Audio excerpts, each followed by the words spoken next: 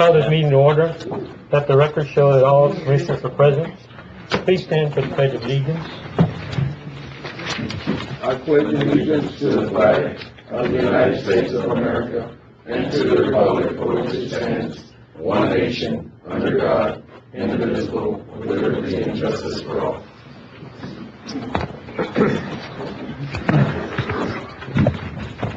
All right, we're going to do 5 on up, and we'll do number 4 at the very end.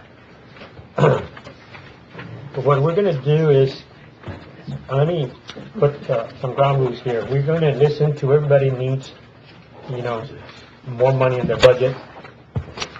The reason is, last year we did the amended budget like 1 or 2 days before my budget was, before it was actually adopted. So what I'm trying to do is I'm trying to file my budget. I would have had my budget filed by Friday, except we need to find out what plan, the health plan we're going to adopt, and then we can probably file our budget by Friday. And then at the same time, listen to your concerns on your budget. We have a week to discuss on the things you requested, and then we amend the budget. I want to do it a little bit different this year than try to do everything in 1 day or 2 days. So that's what we're going to do, okay? Let's go to item 5, discuss possible action on the proposed tax, health, and employee benefit pool renewal packet for plan year 2018. Judge, I think Matt had some numbers, and then I had some other numbers. The difference in the plan between the renewal rates and option 2, the 600 G2, Right. the savings is 67. We have 231 employees. The numbers that we've been basing it on is 250 because we have some that are retired. Right. So the savings would have been 67,980. And if you did 40% of that at the $90, you'd have to pay another 9,000. So we're down to the 58,980. The cost to run this deal, we've gotten prices, I believe, from $5 to $3 per person. So I mean, if you left it at the $4, that's another 12,000.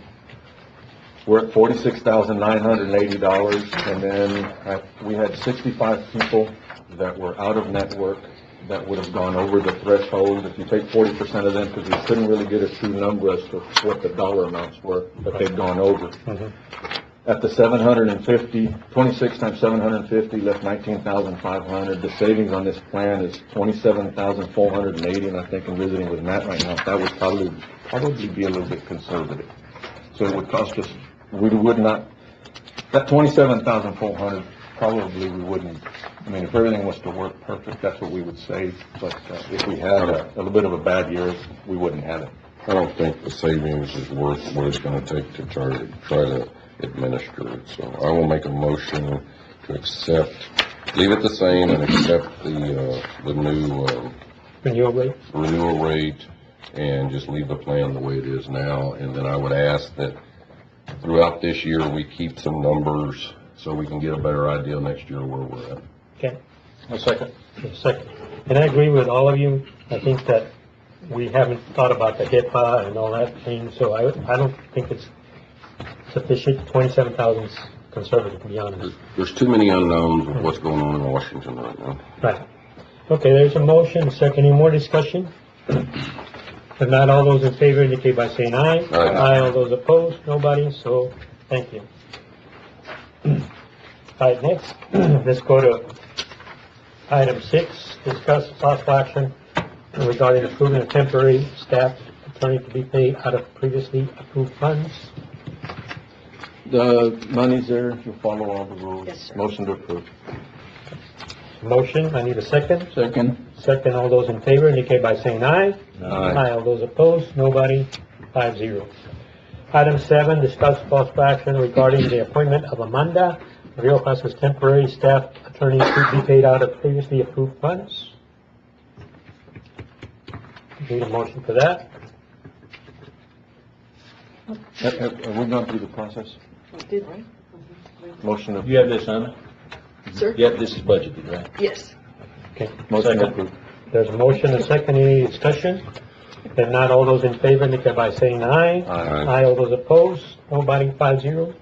Item 8, discuss possible action authorizing Rogelio Muskis Jr. purchasing to purchase 6 computers out of the Office of County Attorney. The computers will be purchased with the funds of capital outlay, the County Attorney's collection account, and the County Attorney's pretrial diversion fund. How much is coming out of what, Councilor? We're doing 4 out of capital outlay, 1 out of the collection, and 1 out of the pretrial. You have numbers? Yeah, so it's, about $6,000 from the capital outlay, a little over $6,000, which we have 7, and then a little under $2,000 from each of the other accounts. We have money for that, Pat? Yes, those numbers are correct. You're saying 6 out of the 7? Y'all got what? 4, 1, and 1. No, but I'm saying 6,000 out of the 7? Yes, And y'all get with RAM on, yes, sir, we did. Motion to approve. A motion, second. Okay, any questions? All those in favor, indicate by saying aye. Aye. All those opposed, nobody, 5-0. Item 9, discuss possible action to pay district attorney's operating expense out of the cycle for the fiscal year and 2017. I think he gave you a copy of the bills. why are we paying this if he's operating his own thing? Currently, he doesn't have access to any funds, although I thought we just gave him money. We gave him $150,000. He's, with what he has, he's not going to be able to finish all that, so he's asking to spend a little bit more money out of, I think Matt had said maybe the chapter 59 or something. he does have approximately 40,000 in Chapter 59. There is no more accounts open in his name that are not in the county depository with either myself or Aaron as signatures. So this is the only funds that he has to operate. Are we any closer to getting this worked out with him? Yes. Like real close? That's optimistic, but Why isn't he a signatory in Chapter 59? he is. We're not a signatory. Okay. He's just asking for permission. He wanted to come back to the court to make sure the court understood everything that he was doing. And he actually, those funds, like he said, he is the one that signs off on it. He just wanted to make sure the court understood what was Motion to approve. I'm sorry. Are you thinking these are Chapter 59 funds? What funds are these? These are out of the payroll account. Is he gonna have enough money out of a payroll account? Correct. There's approximately about 120 in there still. Why Is is he he gonna using- have enough money after he makes payroll for everything? He should, yes. Why is he using the payroll account and not the other funds? That is what the request was. The request was to come out of there. Now, there is approximately $50,000 in there from the contributing counties. That's his money. $45,000. There's 151 and we gave him 105, so he has funds in it. And we talked about those funds that he never should have got them back to us. My only concern is he going to have enough money to make his payroll? Yeah, well, we have 2 months left. So it looks like it should. I made a motion to approve. Made a motion, need a second? Second. Okay, we're approving all future invoices that come to pay out of this account. We approved this. Just these. Mhm. Okay. Okay, there's a motion and a second. Any more discussion or questions? If not, all those in favor indicate by saying aye. Aye. All those opposed, nobody, 5-0. All right, let's go back to item, Executive session, then we can discuss it. well, the reason I want to do this one first, because there's some people, I know the sheriff wanted to go to funeral, Okay. so that's why he wants to leave before 10. Is that right, Sheriff? Okay. Let's do item 4, and then we'll do the last one, 10, executive session. Discuss possible action on the budget workshop for the fiscal year 2017, 2018. Sheriff, we'll let you go first since you're going to go to funeral. Thank you, Commissioners, Judge. We submitted a budget as to what our needs would be for the next 17-18 budget year, and I know that the county is going to be pressed, looking to cut funds, from different items. But I want to express to the court my concerns on issues on manpower. We willing to take vehicles, everything else off the table, but the sheriff's office has a total of 71 positions allocated to us. Of those 7 positions, 7, you want to take notes, Commissioner? I'll give you. Why don't you put it up? Why don't you put it up?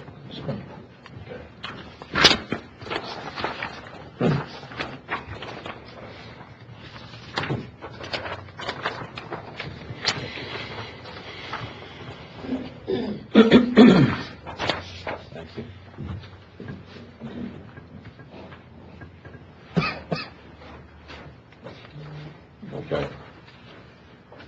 Out of those 71 positions that are allocated to the sheriff's office, 7 positions are reimbursed to the county by GEO, HIDA, and the National Park Service. Since the 2013-2014 budget, we have asked for a total of 19 additional positions. In 2013-2014, we asked for 3. 2014-2015, we asked for 6. 2015 and 2016, we asked for 4. 2016-27, we asked for 6 again. During those budget years, no additional deputies were granted. For this budget, we're asking for 6 positions. Just a note there that first couple of years, first year, 2009, 2010, we weren't getting any deputies. 10 and 11, we asked for 8, we got 4. In 11 and 12, we got 2. And in 12 and 13, we got 3 positions. So out of those years, we asked for a total of 16 positions, and we were granted 9. Since then, the last 4 years, we haven't been granted any deputies. But yet you went from $24,000 this court, whether the way it's makeup now or the other makeup, your base pay on your deputies went from $24,000 to $34,600, which was a $6,000 increase. And then last year, this court, as its makeup right now, went from $30,400 to $34,000. So in the last 5 years, even though this court had not granted other employees, your base salary on your deputies went up $10,000. So. Yes, correct, Commissioner. During since 2010, increase alone in salary positions has been $616,000 to the sheriff's office since 2010. That's for positions and salaries during that time period to present. You're figuring this population, I'm assuming, outside the county? Yes, sir. Okay. And you're saying 2 deputies for every 1,000 people? Yes. That's been the average across the country. It depends on different things, but it goes from 2 deputies to 2.5 deputies per 1,000. That's 26 deputies. No. You're using, your 2015, you have 12,000.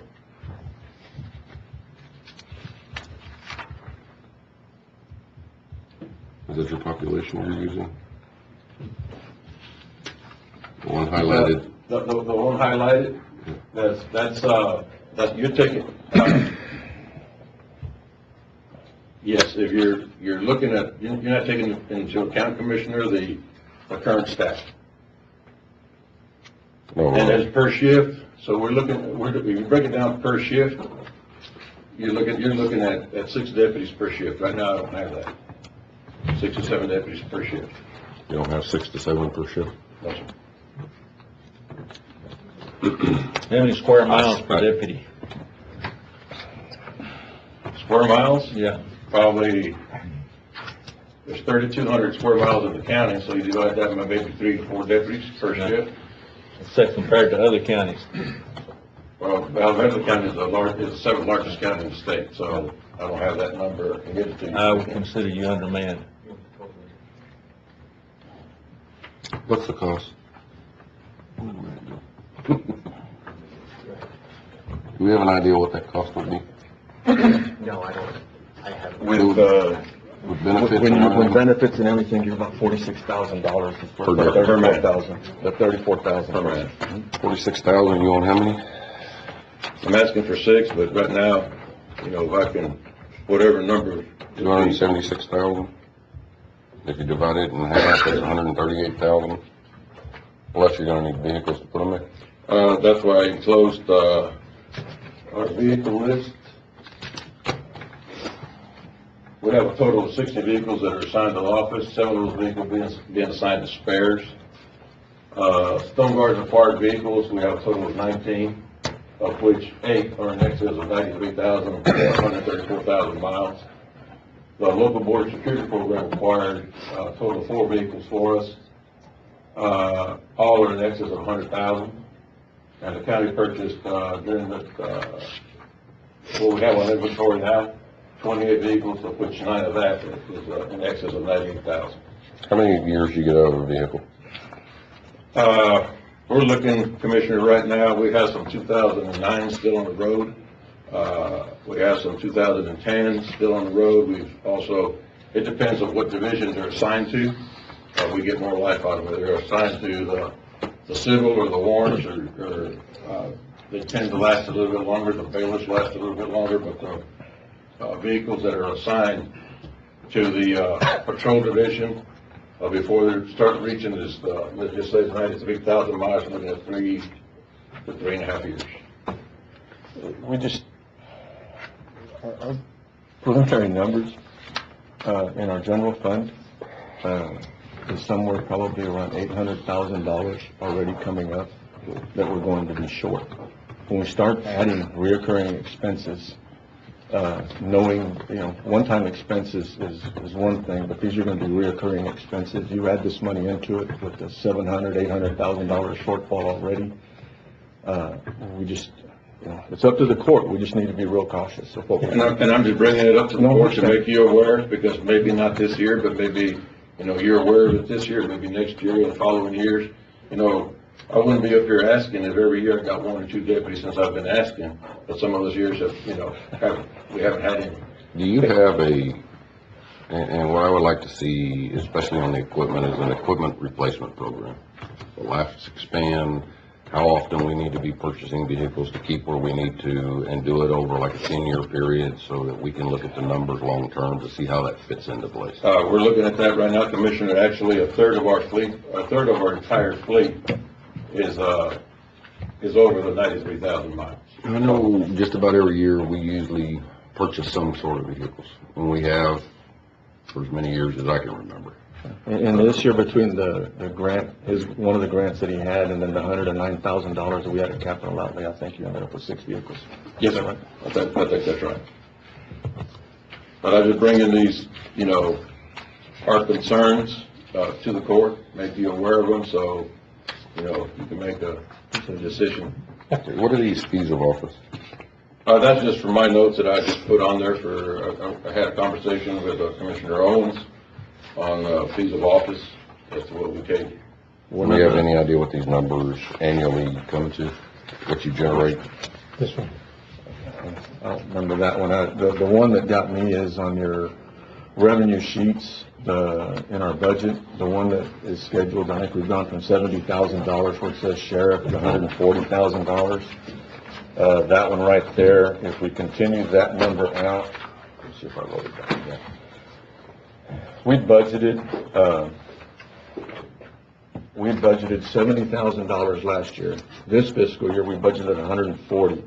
And that the numbers, the way that they're running right now, we're going to be somewhere on the $76,000 range versus the $140,000.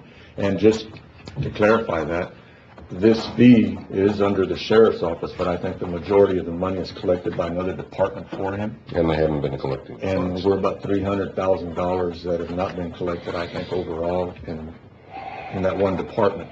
When we look at, and again, since you're just saying we're just talking right now, you look at our overall budget, our revenue sheet, we gained very little in our ad valorem taxes, but we're going to lose about $180,000 below the ad valorem taxes in collections just because we're not there. And again, I'd caution the court, and, we're not making a decision right now, but just so you know, Sheriff, again, what I'm looking at is recurring expenses, and it's going to be real hard when I lose $190,000 in my revenue. And some of it, it's to nobody's fault. It's just the way it is. You know, there's some of it there that I think we could, if we did a little bit better job, trying to collect, we could make up some of that money. But it's going to be difficult. Yeah. And in those fees of office, Commissioner Middleton, you can add in there's sometimes that local attorneys walk in with a cashier's check, gets a writ or paper served. They don't go through the county clerk or the district clerk's office. And there's also the stray fee that I didn't include in that right there. All right, thank you. Thank you, Sheriff. Thanks, Sheriff. Didn't want you to think I was throwing rocks at you. No, you're good. I know we have somebody from County Aegis.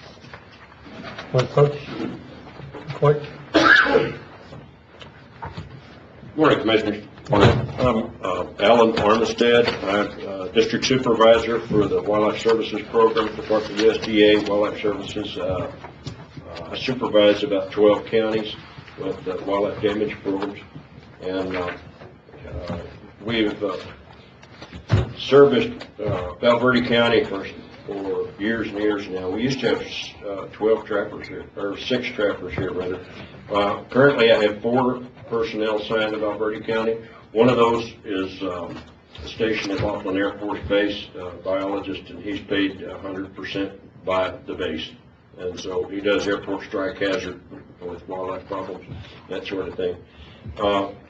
Currently, the last few years, we haven't had an increase in expenses for the program since 2013. And currently, Val Verde County is paying about $25,000 into the program for 3 full-time employees. I'll give you a breakdown on expenses. Didn't we used to pay about 50? Sir? Didn't we used to pay about 50? We paid more years ago. I've only been here about 4 years, and so I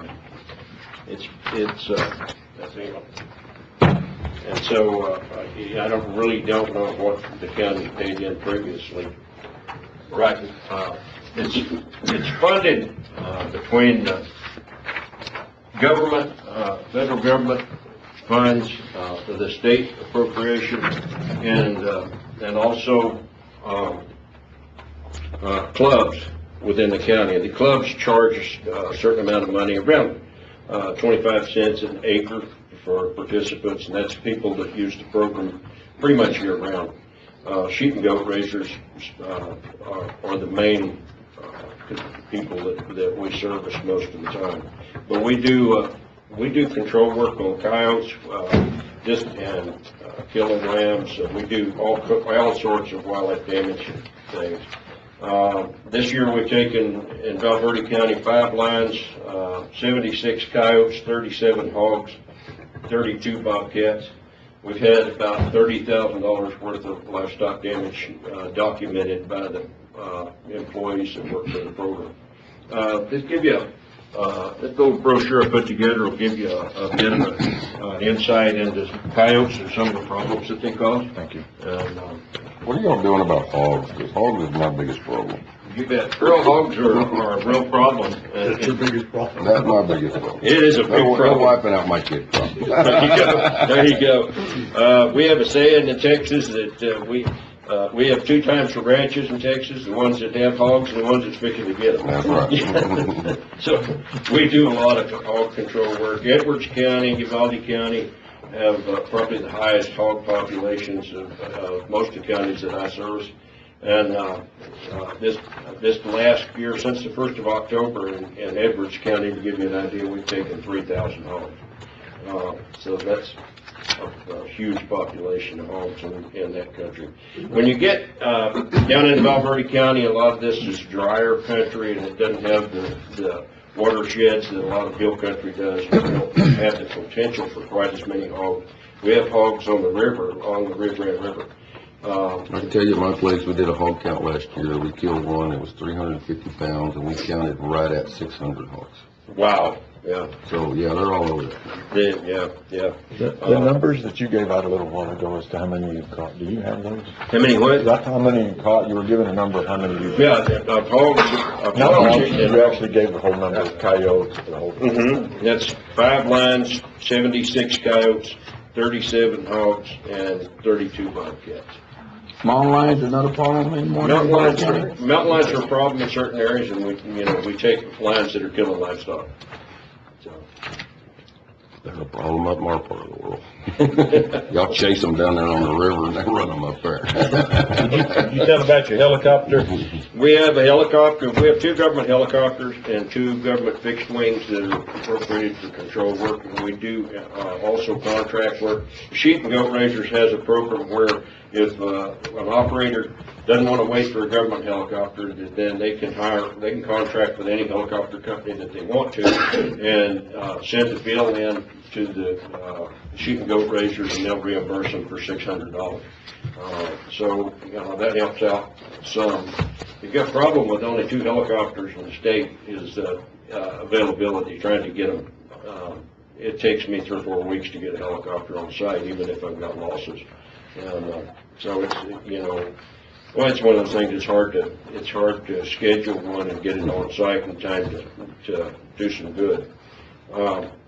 Coyote problems, we have a program where we put up about 3.5 million rabies drop baits along the Rio Grande River all the way from Brownsville all the way to El Paso. That's about a 20-mile stretch from the Rio Grande into Texas, and that is a program where they eat these oral baits and it prevents them from contracting rabies for a year. So every year since the 90s, we've been doing that.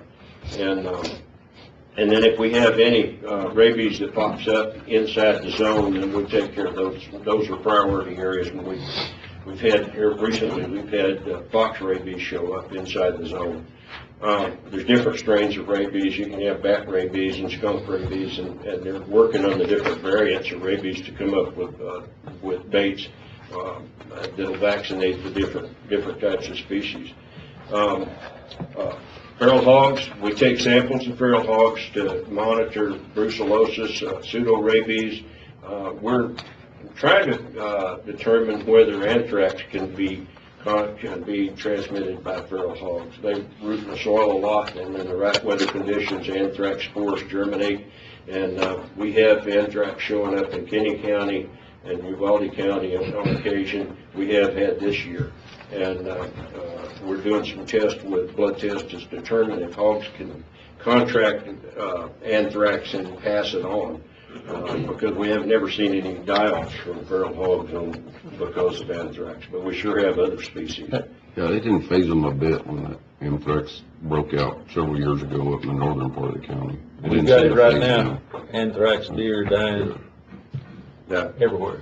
But, yeah, we go into those areas and try to take wildlife samples and monitor, if we can find it in wildlife populations, and so we can make people aware and then get their stock vaccinated and everything for it. Cost, did I miss, when I went to go get water, what the difference in cost was? Because I'm sure that's, For what? the difference in cost, we have $25,000 here. Right. We used to the budget, the county used to budget $50,000 for this program. So what- And several years ago, they cut it back to 25. They had budgeted 50 for this program for a very, very long time. Yeah. And cut it back. I think at some point, we're gonna have to look at how we're going to refund this program. What was his numbers right now, though? What we're asking for this year, we've had, like I said, we haven't had an increase since 2013. We're asking for $500 per man per month. It comes to $18,000. We have 3 full-time men. We have 1 stationed on the base, like I said, and then 3 full-time men in the field that work constantly. More than the 25? More than 25, which would put them back around 45,000. Yes, sir. Yes, sir. So the clubs make up the best they can. So whatever the county can do to assist us with funding would be super. I know the biggest problem is a lot of these ranches are no longer operated up there, and so you don't have as many people as you used to have. Years ago, everybody was in the clubs, and now you don't have many agricultural producers. Sheep and goats especially, since the lost the wool referendum, that sort of thing, we've seen a reduction in sheep and goats. Now, whatever happened to the state was going to approve, those tablets to control hogs? Did that program? We're still working on that, and it looks like at this point, there was a big deal about they came out with this new toxicant with warfarin called kaput, and that was registered to the state. Kaput, right. Since that time, they pulled a registration on it because of injunction. But it was warfarin, the same type, it's a blood thinner, same type of stuff they use in rat bait and that sort of thing. For years, we've been working with sodium nitrite. Texas Parks and Wildlife, we furnished hogs to their research station out of Kerrville, and they've got it to the point now that they're killing about 95% of the hogs that eat this stuff. So we're going to do field tests on sodium nitrite beginning this winter. We have better luck with hogs picking up baits in the wintertime. And so we're going to start this winter doing field trials, and if those field trials are successful, then they'll go for registration. How are you going to control it from other animals? What they do is they have a special feeder that has a weighted lid on it, like a hog feeder. And one of the problems is you got to train these hogs to eat out of that feeder. But hogs are persistent. So you have to pre-bait. You have to go in there and use a pre-bait and get them to eat clean feed first. And then once they get used to opening these feeders, then you can put the weight on the lids and everything, and we can have hogs coming in and feeding on the bait. I don't have any problem tearing my feeders down to get to it. They learn deer feeders, they'll learn hog feeders. So that's one of those things that, everybody's waiting so we can get this toxicant registered with the EPA and stuff so we can get it legal. We should have it hopefully within the year. If they can get these field trials finished, we should be in good shape on that. So let's see if we can have that. Let's see where we're at in the budget. Yeah. If we can. Yeah. Okay. Any other questions? I'd like to say one thing. Sure. Your program benefits the big ranchers. Yes, sir. I think they should pay for the difference there you're asking for. We work, because of the federal and state tax money, if you look on that, like the breakdown that I gave you, about 47% of the cost of a man is furnished by the government. That's federal and state tax money, but federal appropriations and state appropriations. It costs about $60,000 a man to furnish a trapper, and furnish him with a pickup and fuel and equipment, training, and then we have about $11,000 if they choose the insurance, health insurance for the family and all. It's like $12,000 of that salary just goes for insurance. We have GSA vehicles. We furnish a vehicle, and that's about $14,000 just for the vehicle. So, a dollar just doesn't buy what it did 5 years ago. It just goes in a quick. You guys know as well as I do. And so anyway, this gives you a rundown on expenses the government expenses for the cost of the program, and then the rest of it is through clubs. So if we have a problem like a fox in a chicken house or skunk under somebody's house or something, we don't charge for any of that. There's tax money that goes for control incidental problems that come up. We get mandated money just to do hog control. If we have a hog problem somewhere that we need to take care of, we go take care of it. It's not a separate cost. But y'all deal with rabies too, which affects everybody. Yes, sir, we do. Yeah, and we do surveillance on other diseases like bubonic plague. We take blood samples and send them in, and that way we can tell if plague is on the increase or about stable in certain areas. And whatever zoonotic diseases, wildlife diseases that can be transmitted to man or livestock, we do monitor those. So it's a program that's available for anybody that has a wildlife problem. We work on everything. This last year in Uvalde County, I had to do a nutrient program for the hatchery. So they were digging holes in the dams and compromising the water system and stuff. So we work on about everything. We do bird strike hazards and And a lot of times we have problems with birds and feedlots and that sort of thing, contaminating feed. We do raven control, starling control. Buzzards can cause a problem. Black-headed buzzards and caracaras will kill livestock, kill baby lambs and kids. So it's available for anybody. Some people aren't aware of it. But If the land developers and the deer hunters were aware of what's in this brochure, I think they'd all participate. I would hope so. I would hope so. Hunting is a big. They have no idea. Yeah, hunting is a big business, getting to be big business in all of Texas, and we've got programs that's the sole priority is hunting. I started a program about 2 years ago in Frio County, and it was people raising what we call ag deer. They breed and raise these deer, and stock these ranches and high fence them, and they keep these deer for sale, and people come out there and hunt them, and they pay for that whole program just out of for deer control, for coyotes and hog control. Hogs will kill, big hogs like you were talking about will kill lambs and kids, and they'll kill fawns too. So, absolutely. We just try to get the people to realize, all the different things that we address with the program and do the best we can to keep a handle on it. I have 2 troubleshooters that work in the district, and anytime if we get into a bad situation, we can have those troubleshooters come over and help also. So we do the best we can. We appreciate anything you guys can do to help with our funding on it. Thank you. Thank you, Alan. Okay, thank you. Right, any other supervisor? I don't, Aaron, anyone else? Morning, Commissioners. I'm gonna have to apologize, I didn't bring any fancy brochures or visuals, so. Sit down. I guess I'll have to sit down and All right. get rejected.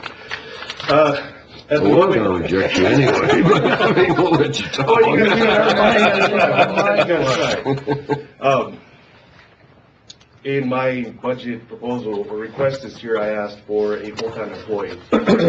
My request is to delete or get rid of the part-time employee that I have right now and get a full-time employee in anticipation that we will be regaining or gaining responsibilities for the office. I believe we'll have a presentation pretty soon saying, or concerning the special fees and the daily deposits that we have to do for my office. At the moment, we're shutting down my office at 11:30 to do the first daily deposit, and then shutting down the office again at 4 o'clock to do the second daily deposit. We have 2 depositories, so we have to split 2 ways to do this deposit on the daily. So, real easily, I just am requesting a new. You're gonna take the part-time position and create a full-time. Yes. And the difference, my calculations on the difference would in doing that would only be the $14,025. Right. And that's at a 2? I was looking at Deputy 3, but Deputy 2 is fine. I figured at a Yeah. Deputy 2, and it was $14,025 difference with whatever else besides the insurance, because we're already paying her insurance. Yes. We had asked in the past for you to hire a full-time accountant, that's what we had asked for. Yes, sir. We have a full-time accountant on staff. How about another full-time accountant? But you don't want an accountant, you just want an employee. Yes. This, An accountant would cost. and the deputy, again, I figured a Deputy 2, not a Deputy 3. He's absolutely right. When we get to doing what we're supposed to be doing right on our accounts, he's going to need, wasn't supposed to say it like that.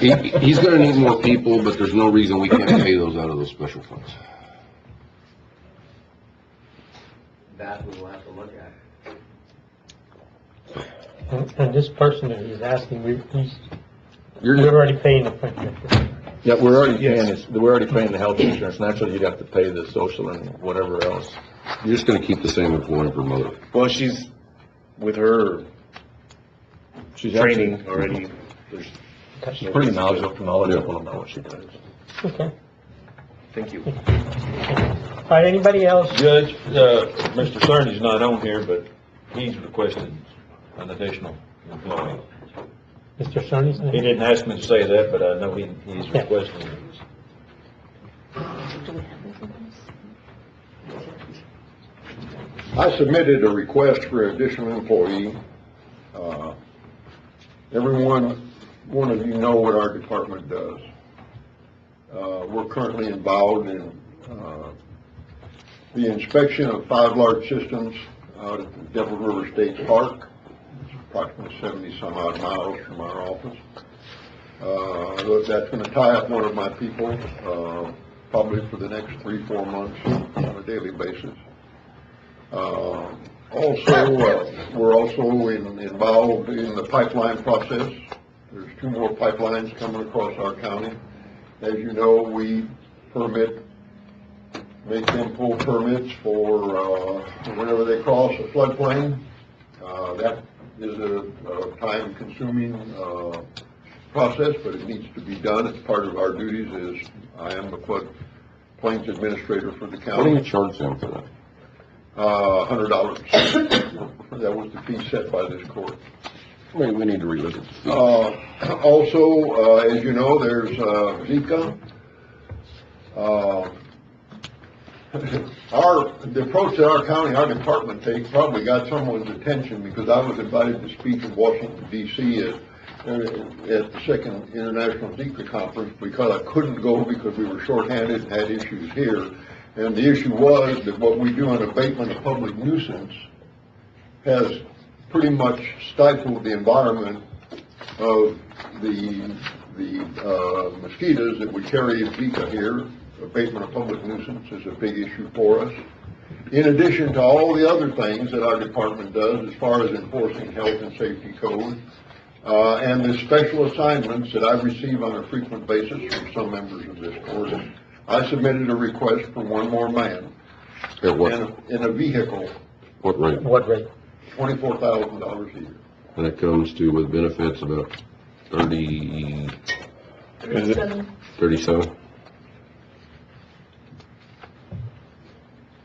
And a vehicle, because right now there's 3 of us sharing 3 vehicles, and as you know, if you go by our office and see a sign on the door, you know we're all out working. Thank you very much. Thank you, Mr. Okay, anybody else? If not, we're going to go into executive session pursuant to the Texas Government Code 551.071, parentheses 2, consultation with the governor by the attorney-client privilege and possible action in open session.